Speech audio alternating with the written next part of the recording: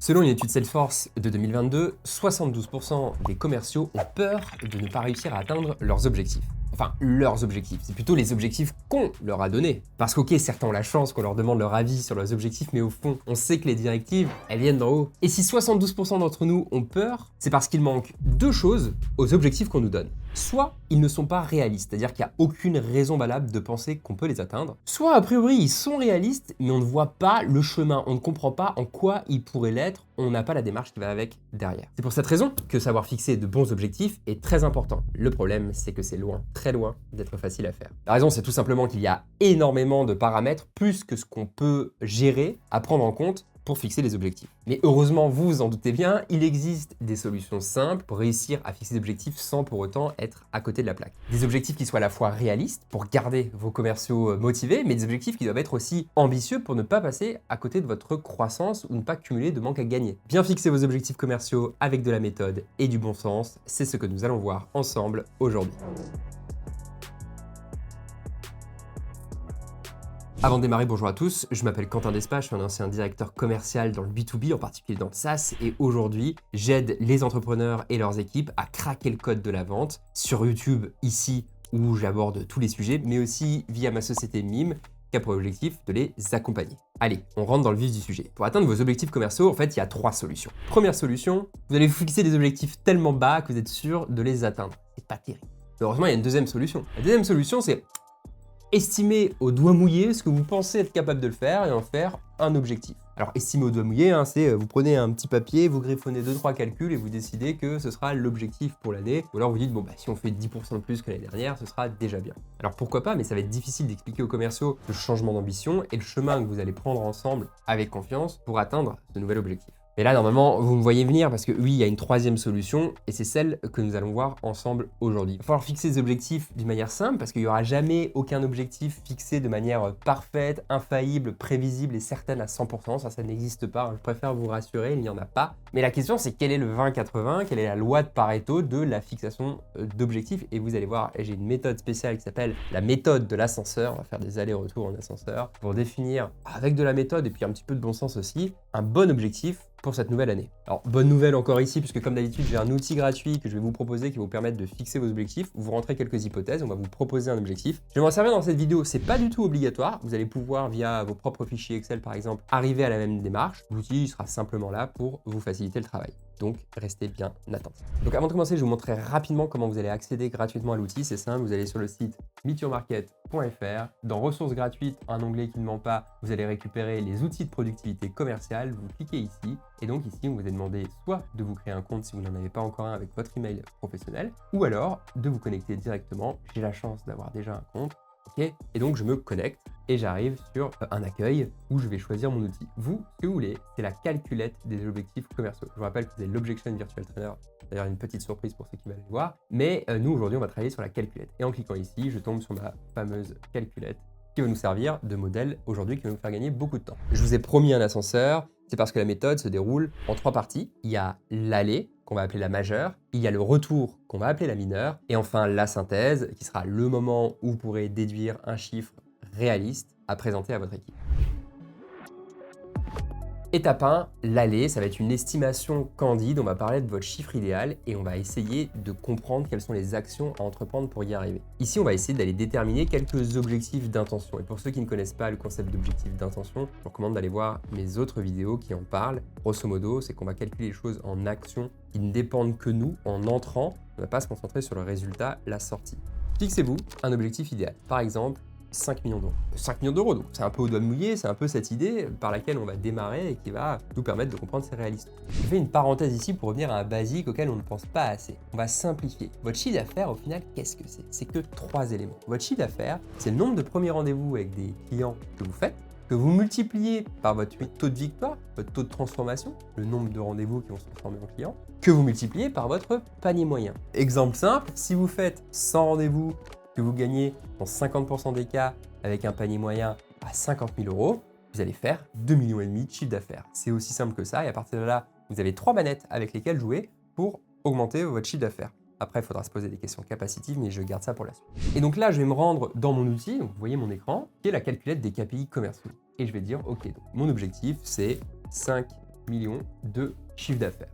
Ok, super. Une fois que j'ai mon chiffre d'affaires, je vais essayer de réfléchir à mon panier moyen. Quel est le panier moyen que j'ai obtenu sur ces 2-3 dernières années? Si vous ne connaissez pas votre panier moyen, c'est pas compliqué. Il suffit de compter le chiffre d'affaires total que vous avez et de le diviser par le nombre de clients que vous avez eu cette année-là. Par exemple, nous, on va dire que notre panier moyen, il est de 27 500 euros. Super. Là déjà, on voit qu'il y a une première information qui s'affiche et qui est très importante, c'est que si on veut faire 5 millions cette année, il va falloir qu'on gagne 182 deals, 182 affaires qu'on va devoir gagner pour faire ce panier moyen. Il y a une petite nuance que j'ai pas mis dans le modèle pour le simplifier évidemment, que parfois vous allez faire plusieurs ventes auprès d'un même client. Si c'est le cas, vous changez simplement votre calcul et vous divisez votre chiffre d'affaires par le nombre de factures que vous avez émises cette année-là. C'est à vous de vous adapter, là je veux juste vous faire comprendre la logique et le modèle peut s'y adapter. Attention aux chiffres que vous allez rentrer. Notre exemple il est simple, on va dire qu'un client égale une facture sur l'année. Donc ici, je dois signer 182 nouveaux clients ou 182 deals, finalement, ça marche aussi. Ensuite, on va aller chercher notre taux de win,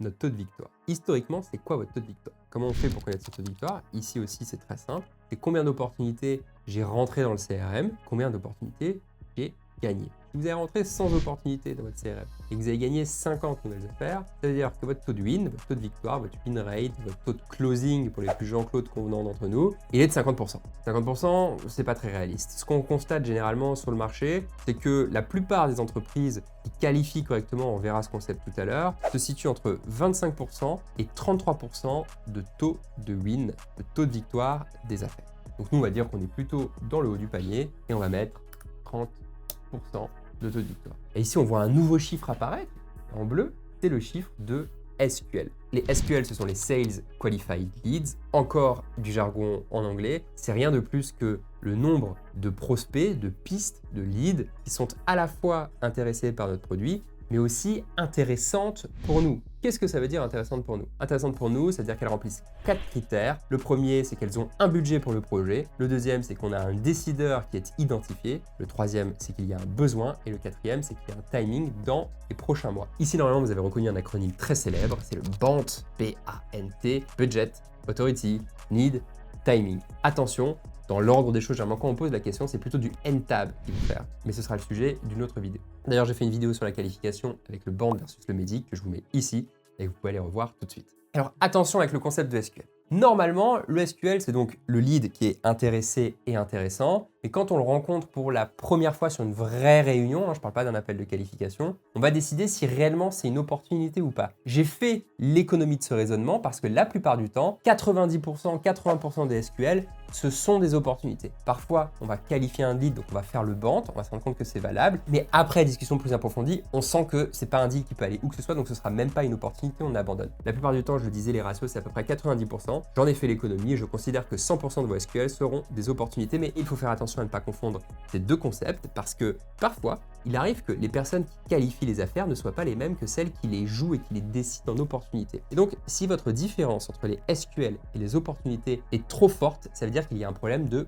qualification bien souvent. Bref, vous savez combien d'opportunités de SQL vous devez générer? 606, commence à faire beaucoup, pour pouvoir gagner 182 deals qui vont vous rapporter 5 millions d'euros de chiffre d'affaires. Attention, petite pause, parce que si vous êtes un SaaS, il va y avoir du renewal, c'est-à-dire qu'une partie de vos clients de l'année passée vont automatiquement se réengager avec vous et avoir une facture qui est réémise. Et ça nécessite très peu d'efforts commerciaux, on le sait. Et à titre indicatif, les meilleurs SaaS, les meilleurs élèves, les meilleurs logiciels, c'est 95 à 100% de leurs clients de l'année précédente qui se réengagent l'année à venir. Donc déjà, ça c'est votre base de chiffre d'affaires qui est garantie. Pour vous qui êtes donc dans le SaaS, on va uniquement parler du newbie, c'est-à-dire le chiffre d'affaires additionnel avec ce calculateur. Alors maintenant que vous êtes tous avec moi, on va continuer avec le chiffre d'affaires, c'est le taux de qualification. Et pour avoir ces 606 Sales Qualified Lead, il faut trouver des prospects qui soient intéressés par ce qu'on fait et qui de l'extérieur, avec très peu d'informations disponibles, soient aussi intéressants pour nous.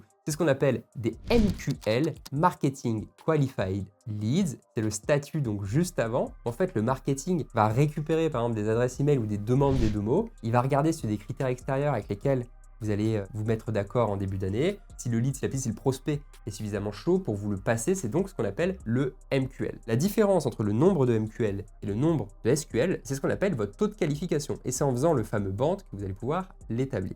Dans notre exemple, on va dire que le taux de qualification, il est de 25%. Donc ici, je vais dans mon tableau et je vais indiquer un taux à 25%. Et donc, je vois que mon cher marketing, ou mes chers commerciaux d'ailleurs, s'ils prospectent directement, comme c'est très souvent le cas, vont devoir générer 2425 personnes qui vont demander un rendez-vous avec eux. Et si je reprends le raisonnement, il va y en avoir 25% qui seront intéressants pour vous parce qu'elles auront un budget, un décideur défini, un timing et un vrai besoin. Il y en aura donc 606. Parmi ces 606, vous allez jouer quasiment tous, on ne va pas revenir sur l'exception de l'opportunité, et vous en gagnerez 182 si vous êtes à peu près dans les clous, ce qui vous fera vos 5 millions de chiffre d'affaires.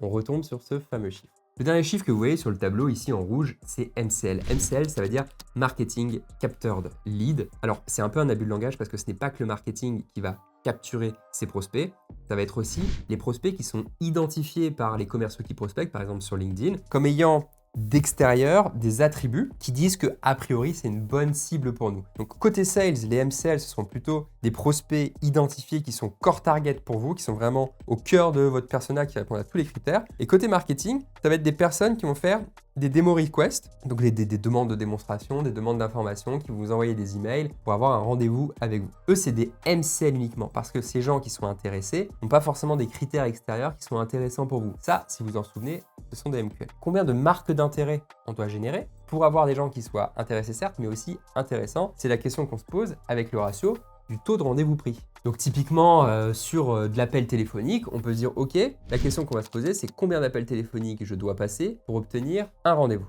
Ça dépend, il y a des personnes pour qui c'est 5 appels égale un rendez-vous, d'autres c'est 10 appels égale un rendez-vous. Soyons conservateurs et disons qu'il faut passer 10 appels pour obtenir un rendez-vous. Ça vous fait donc un taux de rendez-vous de 10%. Note 10%. Alors attention parce que pour l'appel téléphonique, ça peut être 10%, mais pour les emails de prospection par exemple, ça peut être encore inférieur, et pour la pub, ça peut être encore inférieur. Donc là, vous devez faire attention à vos ratios, calculer votre moyenne et l'insérer dans le tableau. Ce que vous pouvez aussi faire, c'est recréer une simulation pour chaque canal d'acquisition si c'est plus simple pour vous. Donc là, dans mon tableau, j'obtiens 24 243 marketing capteur lead, personnes identifiées ou personnes ayant montré de l'intérêt pour ce que nous faisons. Alors vous l'avez vu, hein, les termes dont on parle, ils ne sont pas utilisés stricto sensu, il y a quelques abus de langage. C'est pour deux raisons. La première, c'est pour simplifier le discours, sinon la vidéo, elle ferait 45 minutes. Et puis la deuxième, c'est parce que sur le terrain, dans le réel, les MCL, c'est le pool de prospects que vous pouvez utiliser pour aller faire de la qualification. Dans le réel, en fait, ce sont les mêmes personnes. Ça, c'est le côté pratique de la vidéo. Pour terminer la démarche, vous allez indiquer le nombre de commerciaux que vous avez dans votre équipe. J'ai donc 6 commerciaux dans mon équipe et donc je sais que chaque commercial va devoir faire 2,2 rendez-vous par semaine pour pouvoir atteindre l'objectif des 5 millions d'euros. Je sais aussi par déduction que je dois être à un petit peu moins de 1 million d'euros de chiffre d'affaires annuel par commercial. Ici, les SDR, pour ceux qui ne connaissent pas le terme, les SDR sont les commerciaux qui sont dédiés à la prospection. Il y a de plus en plus ces rôles qui existent. Des commerciaux qui vont générer des rendez-vous, qui vont les qualifier avant de les donner aux autres commerciaux qui sont les AE, ce que j'ai dit ici, account executive, encore des termes anglais, ça pleut de termes anglais aujourd'hui, et donc qui vont leur faciliter le travail pour que les AE ils puissent se concentrer sur faire rentrer des nouveaux clients, les renseigner et les aider à prendre la bonne décision. Donc, si jamais vous n'avez pas de SDR dans votre équipe, ce que vous allez faire, c'est que vous allez mettre le même chiffre que le nombre de commerciaux, parce que si vous n'avez pas de SDR, c'est probablement vos commerciaux qui prospectent, et comme ça, vous serez guidé avec ici, donc les objectifs côté SDR. Donc vous savez que vos SDR, ils vont devoir générer 539 appels, 539 emails de prospection par semaine. Donc là, on est bien sur du KPI d'intention, c'est ce qui rentre dans la machine. Et les AE, ils vont devoir faire 2,2 rendez-vous par semaine pour atteindre leurs objectifs. Donc là, ici, vous pouvez poser des questions. Est-ce que c'est réaliste? Est-ce qu'on peut le faire toute l'année? Est-ce que les équilibres sont bons? C'est à vous de vous poser la question. Et à ce stade, vous avez fini la majeure, l'étape 1, c'est la descente d'ascenseur. Maintenant qu'on sait ce qu'on doit obtenir comme résultat, on va rapprocher ces chiffres idéaux de notre capacité à les produire. Parce que si vous devez faire 150 rendez-vous par semaine, mais que vous n'avez qu'une commerciale et que vous comptez pas recruter, les calculs vont pas être bons. Les calculs sont pas bons, Kevin. Donc maintenant, ce qu'on va faire, c'est qu'on va observer les performances passées de vos commerciaux. Donc vous allez devoir accéder à leurs chiffres de l'année dernière et on va se demander si tout ça est bien réaliste. Donc la première chose, c'est le nombre de premiers rendez-vous qu'ils sont capables de générer par semaine. Et d'ailleurs, je mets une petite astérisque ici.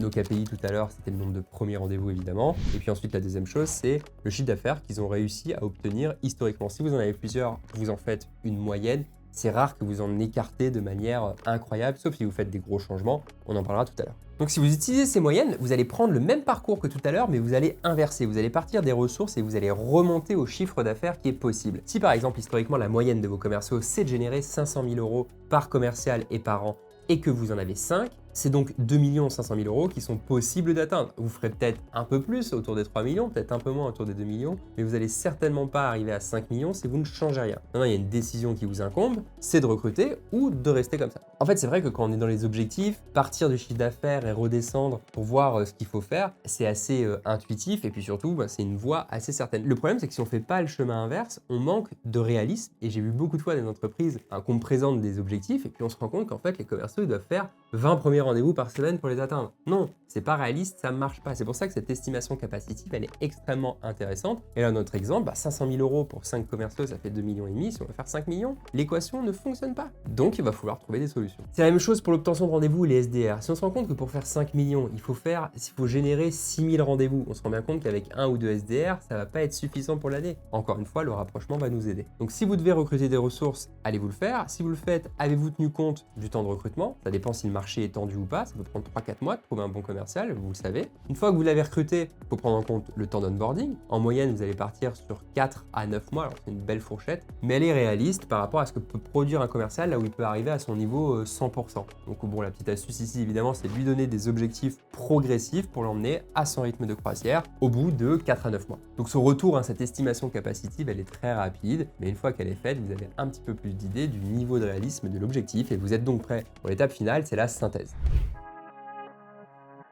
À ce stade, vous vous êtes rendu compte qu'il y a des variables qu'il allait falloir ajuster pour que l'objectif soit cohérent, pour qu'il soit bon. Parce que si on revient au basique, votre chiffre d'affaires, c'est rien de plus que le nombre de premiers rendez-vous que vous allez faire, multiplié par votre win rate, votre taux de victoire, votre taux de transformation, que vous remultipliez par votre panier moyen. C'est ça, votre chiffre d'affaires. Quand vous avez compris ça, vous voyez bien que vous avez 3 variables sur lesquelles vous pouvez jouer pour augmenter votre chiffre d'affaires. Soit vous arrivez à générer plus de rendez-vous, attention derrière, il va falloir s'assurer qu'il y a suffisamment de commerciaux pour les gérer, soit vous allez pouvoir augmenter votre taux de transformation, votre win rate, donc là ça va jouer sur de la formation, sur donner de nouveaux outils, sur peut-être ajouter des fonctionnalités dans l'outil, ou enfin vous allez augmenter votre panier moyen, il y a plusieurs solutions, faire des offres packagées, ou tout simplement, et c'est ma préférée, augmenter vos prix. Parce que si vous décidez tout simplement d'augmenter vos prix de 5%, votre chiffre d'affaires l'année prochaine, il va augmenter mécaniquement de 5%. À ISO ressources, avec les mêmes événements évidemment, mais c'est une très bonne manière d'augmenter son chiffre d'affaires sans révolutionner la Terre. Et ça, on n'y pense pas assez. Et c'est donc à ce moment-là, au moment de la synthèse, que vous allez décider sur quelle variable vous allez jouer et comment, et qu'est-ce que vous allez faire concrètement. Ça, il faut le décider dès la fixation des objectifs pour augmenter votre chiffre d'affaires. Si vous décidez de toucher au nombre de rendez-vous, il va falloir soit amplifier le marketing, soit avoir plus de SDR qui vont faire de la prospection téléphonique, de l'emailing, du LinkedIn, les 3 pour ceux qui adorent le multicanal et c'est vrai que c'est très efficace. Est-ce que vous allez former vos équipes commerciales pour augmenter vos taux de victoire? Ça peut être une bonne solution. Il y a beaucoup de formations qu'on a faites qui ont pu voir augmenter le taux de victoire de 30%, 40%. Alors attention, 30%, 40%, c'est pas plus 30 ou 40 points de pourcentage. Je mets la limite ici. Ça veut dire que si vous faisiez 10% de taux de victoire, vous allez vous mettre à faire 13%. C'est ça quand on dit augmenter votre taux de transformation de 30 ou 40%. Donc faites attention quand on vous vend des choses aussi, à pas confondre l'augmentation en pourcentage et l'augmentation en points de pourcentage. Pas du tout la même chose. Et un taux de victoire réaliste, c'est souvent entre 25 et 33%. Il y a des exceptions, il y a des gens qui arrivent à faire 50%, mais c'est des configurations d'entreprise et de marché qui sont bien particulières. La plupart des gens vont se situer entre 25 et 33%. Si vous êtes en dessous, c'est peut-être que vous avez un problème de qualification ou de product market fit. J'ai fait une vidéo là-dessus, je vous laisserai aller la regarder. Et puis changer le panier moyen, c'est en formant les commerciaux aussi, mais ça peut être aussi tout simplement en augmentant vos prix, en faisant des produits packagés, en essayant d'aller chercher de l'upsell. Ça peut passer par de la formation ou juste par des décisions des dirigeants commerciaux qui vont donner de nouvelles armes à leurs équipes pour aller le faire. C'est quelque chose auquel on ne pense pas assez, mais si vous vendez un produit à 50 000 euros, il ne peut pas se passer grand-chose si vous passez de 50 000 à 52 000 euros, à part que vous venez d'augmenter votre panier moyen de quasiment 5%, et donc votre chiffre d'affaires. Rappelez-vous, c'est très compliqué de mettre en place de bons objectifs, mais rappelez-vous que le plus important des objectifs, c'est 1. Que vous allez construire un raisonnement solide, auquel vous êtes le premier à croire. Ça va vous mettre dans une position de vendre ce raisonnement à vos équipes. Et vos équipes aussi vont se mettre à y croire. Ça, c'est un très bon début quand on lance une année et de nouveaux objectifs. Et ça, c'est possible qu'après avoir travaillé sur vos chiffres, après être allé chercher vos ratios des années précédentes, après avoir travaillé pour comprendre sur quel levier vous allez jouer pour améliorer vos performances actuelles. Ça, c'est pas quelque chose qui se feint. C'est pas en faisant un show devant vos équipes où vous allez leur dire cette année, c'est l'année code ninja pour tout casser. Alors, c'est pas comme ça. C'est en construisant un raisonnement, en travaillant vos chiffres, que vous allez, un, vous convaincre vous-même que c'est possible, et ensuite, deux, vous allez vendre cette vision à votre équipe. Et vos équipes, elles vont l'acheter parce qu'elles vont sentir que tout ça, c'est pas du flan. Vous allez être solide sur vos chiffres. Et l'autre intérêt, une fois que vos objectifs, ils sont fixés, c'est que désormais, vous avez un but commun avec votre équipe, vous avez une étoile du berger, et vous allez tous prendre la même direction. Et ça va influer sur votre décision, sur ce que vous allez continuer de faire, arrêter de faire, dans quelle proportion, etc. etc. C'est pour ça que c'est important de bien fixer ces objectifs parce que ça va influencer tout le reste de votre année. Aujourd'hui, je vous ai donné une méthode simple et plutôt rapide, c'est le 20-80. Ça pourrait être beaucoup plus complexe pour fixer des objectifs commerciaux, mais c'est un excellent départ si jamais vous avez du mal à le faire. J'espère que l'outil va vous aider. Je vous rappelle qu'il est sur le site internet dans l'onglet ressources gratuites sur la partie outils de productivité commerciale. C'est le premier onglet, je crois. J'espère que ça vous aide. Je vous conseille d'investir ce temps dans la bonne fixation des objectifs pour vos équipes. Comme c'est le début d'année, je vous conseille d'aller voir dans les vidéos de l'année dernière, les vidéos de formation que j'ai fait pour votre équipe. Il y a peut-être 2-3 sujets qui vont vous intéresser, comme la prospection téléphonique, comment on écrit un bon email, ou encore comment gérer un premier rendez-vous commercial. Je vous laisse choisir et en attendant, je vous retrouve la semaine prochaine pour une autre vidéo sur les commerciaux B2B performants et responsables. Et d'ici là, je vous souhaite d'excellentes ventes.